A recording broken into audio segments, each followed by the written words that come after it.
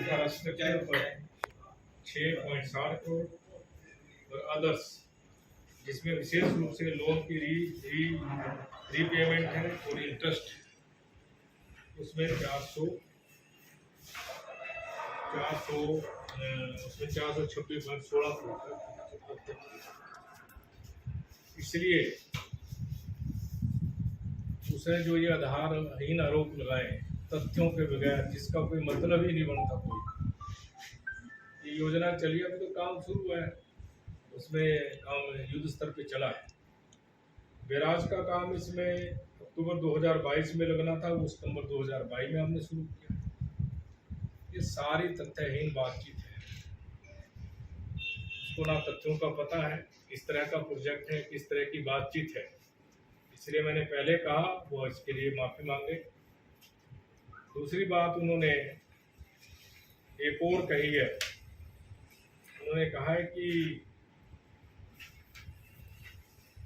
यहाँ पर जो है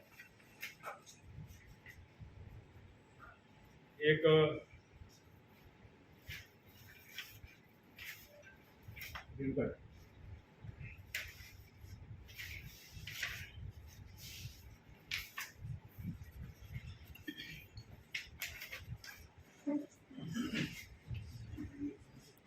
रेणुका डैम के बारे में वो अनाप शनाप बयानबाजी।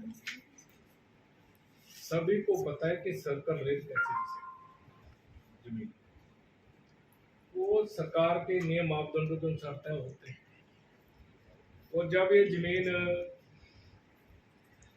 सर्कल ये डिसाइड हुए तो उसमें कुल और सालाना अव्वल कुल आबादी दे और घराट के तहत भूमि का जो रेट है वो 7 लाख रुपया प्रति बीघा है। ओबड़ अव्वल और खाद्य और ओबड़ द्वयम का 3,60,000 रुपया, बंजर जदीद और बंजर कदीम के 2,60,000 रुपया, नाकाबिल गैर मुमकिन और घासनी जो होती है उसका 60,500 प्रति बीघा के हिसाब से रेट तय हुआ। और ये रेट जब लोगों को दिए गए तो लोग हाई कोर्ट में चले गए। हाई कोर्ट ने एक डायरेक्शन दी कि भाई एक जैसे रेट सभी को दिए। तो अब जो है 7 लाख प्रति बीघा के हिसाब से ये जो है रेट दिया, और इसमें जो है लगभग 611 करोड़ की राशि माननीय उच्च न्यायालय में जमा करवा दी। तो सबसे बड़ी बात यह है कि जो हमारा ये HPCCL है वो आगे कोर्ट में ही उसने अपील की।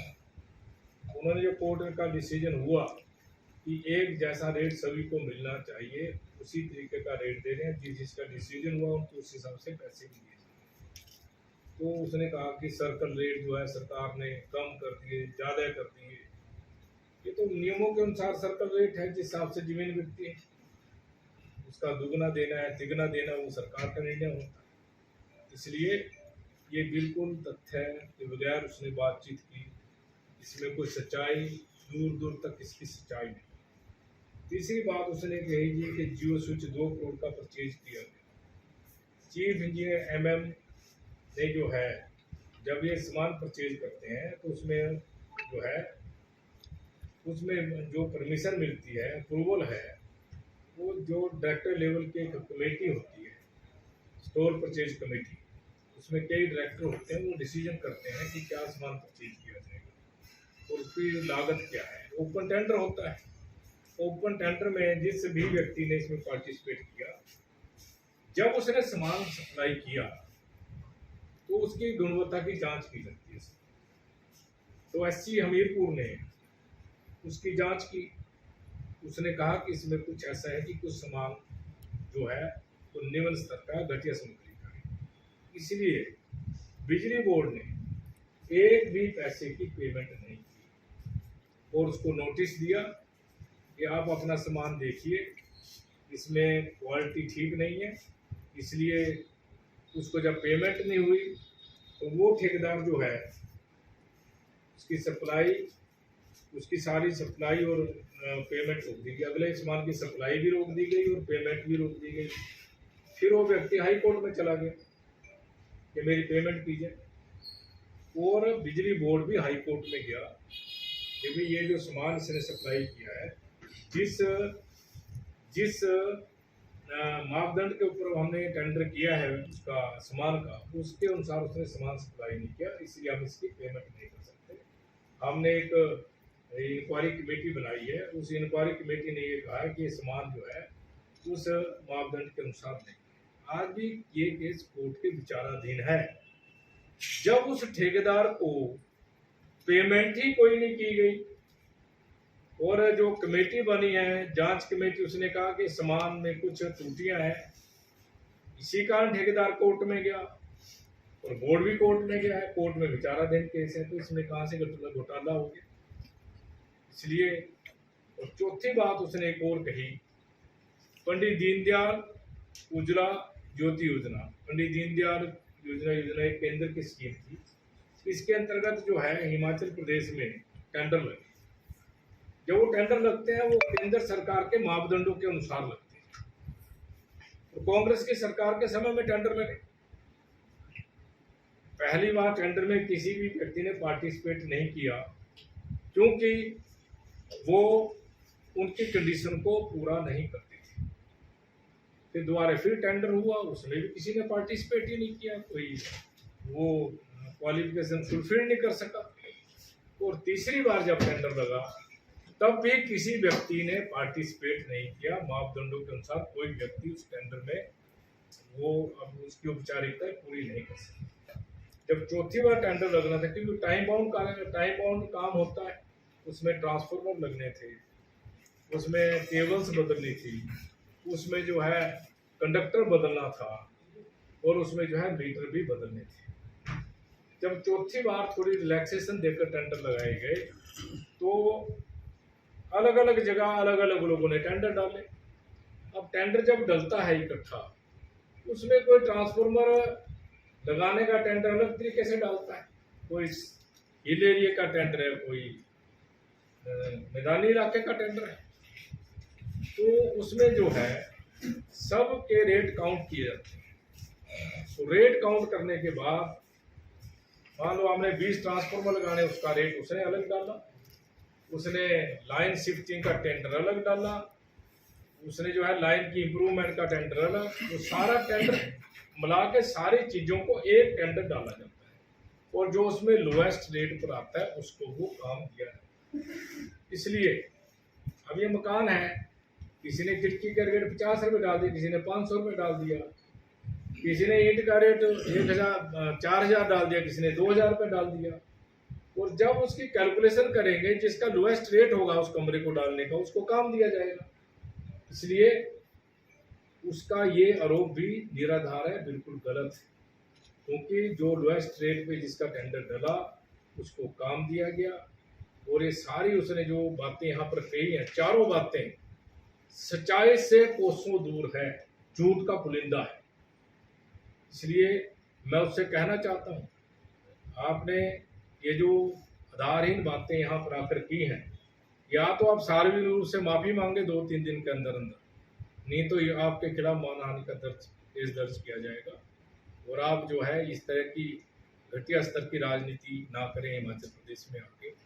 आप अपना जो आपने वक्तव्य दिया है उसके ऊपर आप पुनः उनसे कहना चाहता हूँ कि वो उसके लिए क्षमा मांगे, ताकि और अगर उसके पास तथ्य हैं कोई 396 करोड़ के घोटाले का, तो बताए ना कि किस चीज़ में घोटाला हो गया 396 करोड़ का, वो बताए, तथ्यों के साथ बताए हमारे को।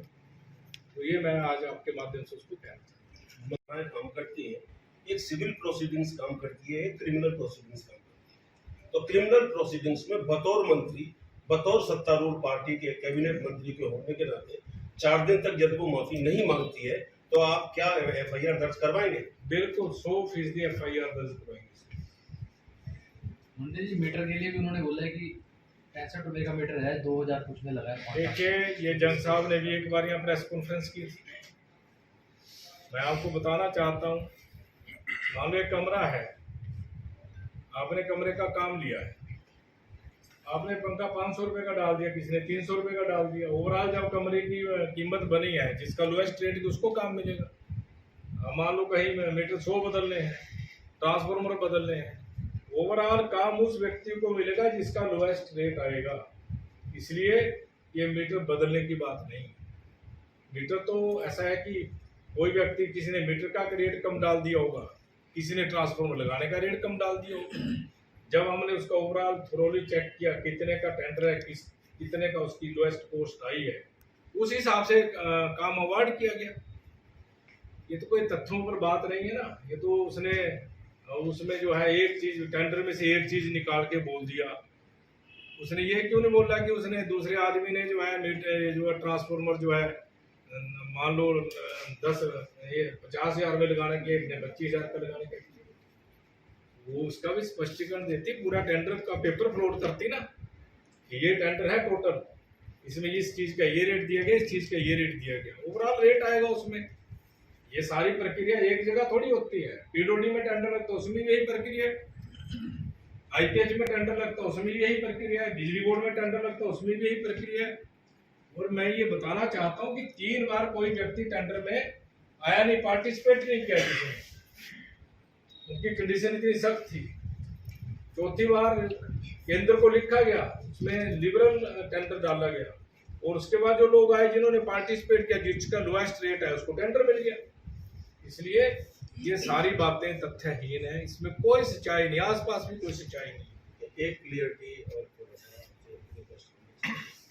कि जैसे उसने कैबिनेट मंत्री पर आरोप लगाया कि ये घोटाला, ये जो उसकी उसने बयान दिया है।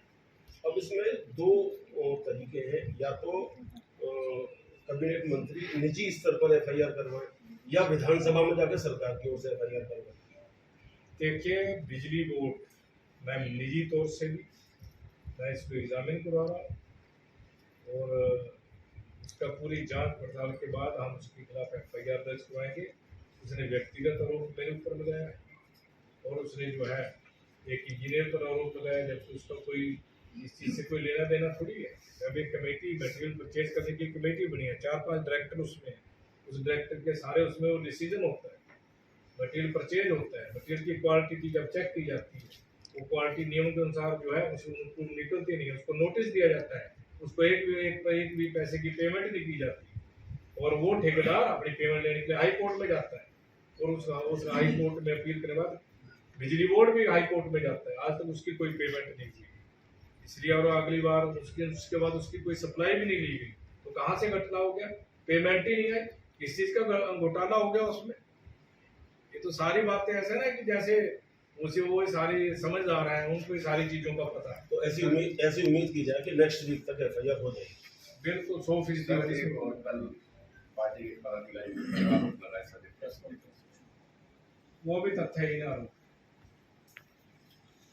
उसके बारे में कुछ ज्यादा नहीं, ठोस के साथ